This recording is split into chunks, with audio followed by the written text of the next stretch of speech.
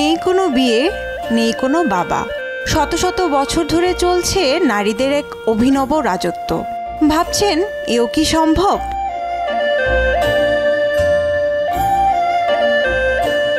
চীনের দক্ষিণ পশ্চিমে ইউনান ও সিচুয়ান প্রদেশের পাহাড়ি এলাকায় বাস করে বিচিত্র এক জাতি, নাম মোসুও।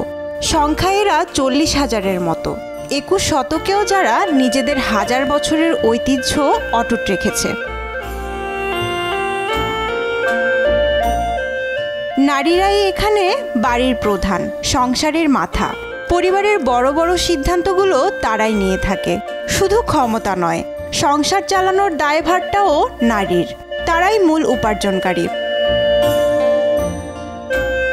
মৌসুওদের যে ব্যাপারটা সবাইকে তাক লাগিয়ে দেয় সেটা হলো তাদের বিয়ের রীতি।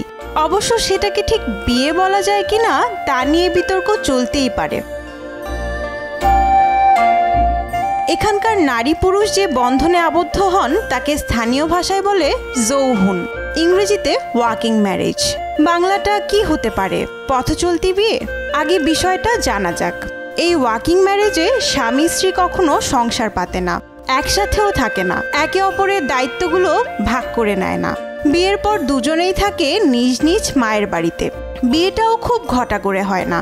আইনের চোখে কোনো দায়বদ্ধতাও থাকে না।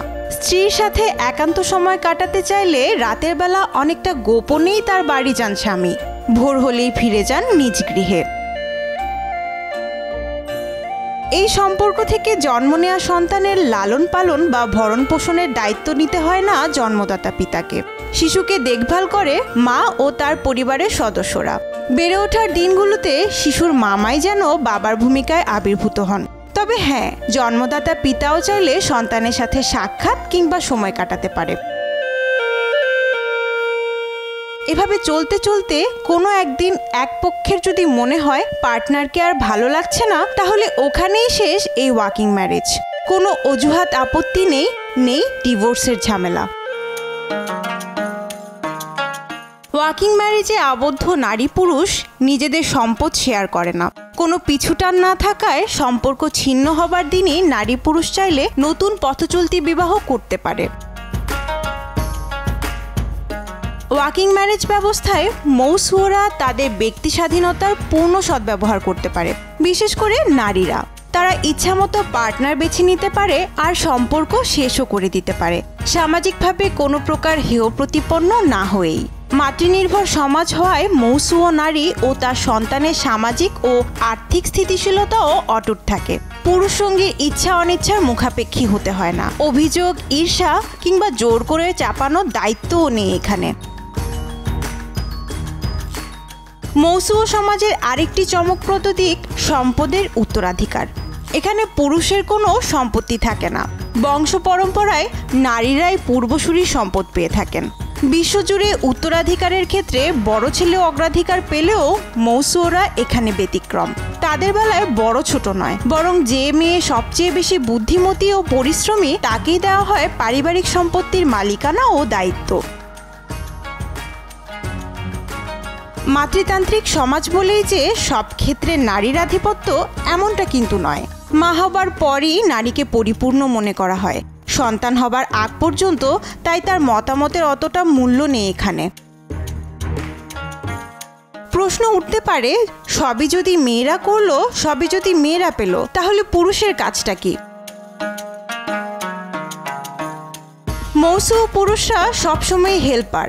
ঘর সংসারের কাজে সে তার বোন ও বোনের ছেলে মেয়েকে সাহায্য করে।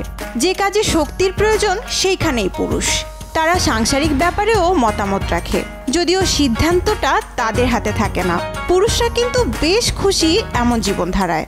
না হলে এই মৌসুও সমাজ কাঠামো 1000 বছর ধরে টিকে থাকতো না।